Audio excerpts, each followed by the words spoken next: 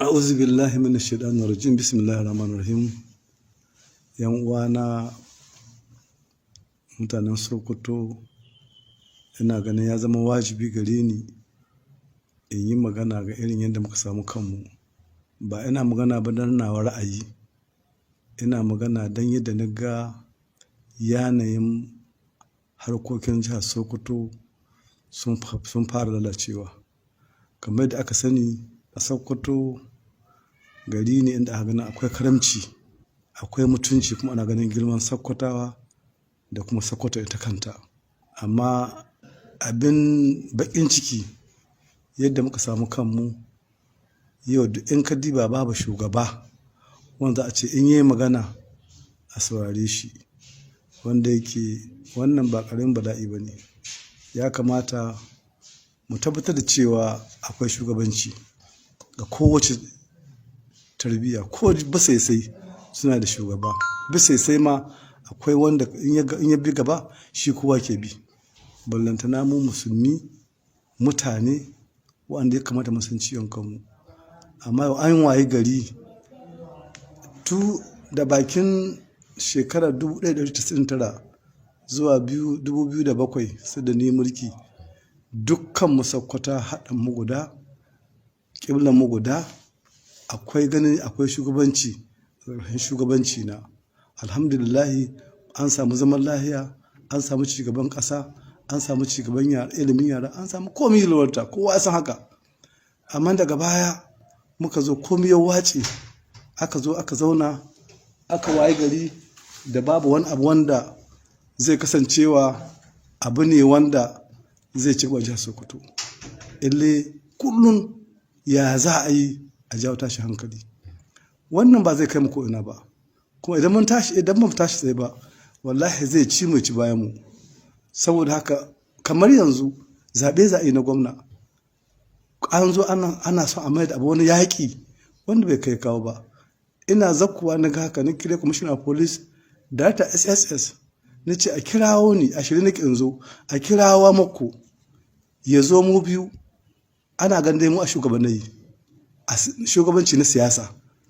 Saboda haka na ga ya kamata ni a shirye in je ofishin commissioner of police, a kirawa mako mu kasance na sa hannu, ya sa hannu, na tabbatar cewa za a zauna lafiya a jihar Sokoto.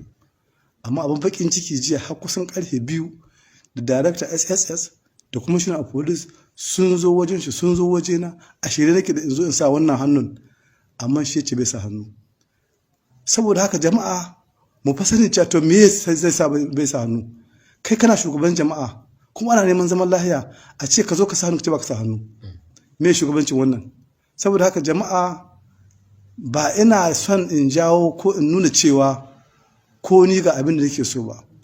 In ya ce ƙarya ni kai, ya zo ya sa hannun, mu sa hannu don a samu zaman lafiya. Saboda haka ni kira na anan, ya kamata Sokoto mu san cewa ya zo lokaci yanzu mu aka mu faɗa. Wallahi idan muka bari wannan tafiya tattahi ba mu tsama gyara kanmu ba, wallahi ɗiyanmu ba za su yahi mana ba. Matanmu masu aure da wanda ba su aure ba, wallahi ba za su yahi mana ba. Saboda haka kira na anan shine cewa mu tabbatar cewa mun samu zaman lafiya, mu tabbatar cewa waɗanda za a ba ragwamen mulkin jihar ga mutane ne amintacci, wanda ganin cewa suna iya karantawa, ya kasance an samu zaman lafiya. Matsayi aka yi kuskure, aka shiga wani layi na banza, wallahi Sokoto sai dai ta san abin tausayi. Saboda haka ni kuma ina a raye, ina baƙin ciki in ga cewa Sokoto ba gaba ta ci ba, baya ta ci. Saboda haka ni anan kira na, duk abin da zai kawo mana zaman lafiya a shirye nake da mu zo a yi shi. Kar a mai da jihar mu wata bataliya ta tashi hankali, a kawo 'yan sanda na ba kai ba gindi a tamar da hankalin jama'a mu. Saboda haka ina kira ga Sokoto dan Allah dan Annabi, ku san danjan da a gare mu. Ni da iyaka ta an ga muku, ba dole bane ku ɗauka, amma tun da har ina ganin dai ni ina da masu dan saurara, kuma ana ganin ina shugabanci, bai kamata ba in shiru in kyale wannan masifa da na ganta he. Saboda haka ina kira gare ku, wallahi duk abin da ba zai kawo zaman lafiya ba, wallahi kada mu kuskure mu shi. Mu in mun tsira, wallahi ba ta tsira.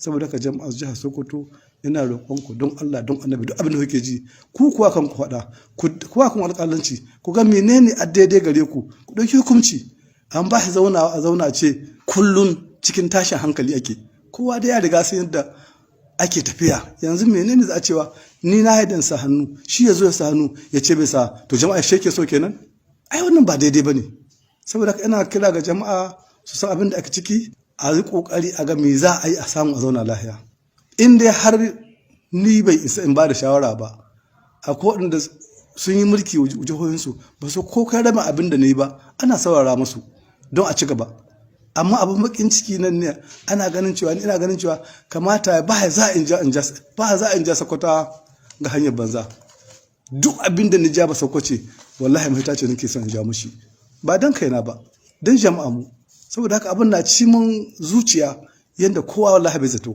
saboda ina roƙon don Allah da Nabi ku taimaka mana ku sanya min zuciyata mu samu zaman lafiya a jihar Sokoto ko bayan zaɓe akwai rayuwa zaɓe za a yi shi Sokoto ba ta ya ko ina wanda za a zaɓa in shekara ɗan ka ba zai tafi amma Sokoto na nan ba su ko ina saboda haka ina kira ga jama'a a bas Sokoto ta ginu 'yan siyasa kurkuro shi mana jihar Sokoto Sokoto muhimmancin ta ba ƙarfi ba ne kowa ya san abin da Sokoto kowa san darajar Sokoto saboda haka dan Allah dan Annabi ina roƙon ku taimaka mana a mai da martaba jihar Sokoto da koma ta kida kuma wallahi ba ta iya komawa sai mu haɗa kawo mu mun soka mu mun nemi zaman lafiya saboda haka a ƙarshe ina son in yi godiya gare ku da ku saurare ni da wannan shawara da na bayar ina fatan jama'a za su fahimci abin da ka faɗi ba ina yin shi bane don wata manufa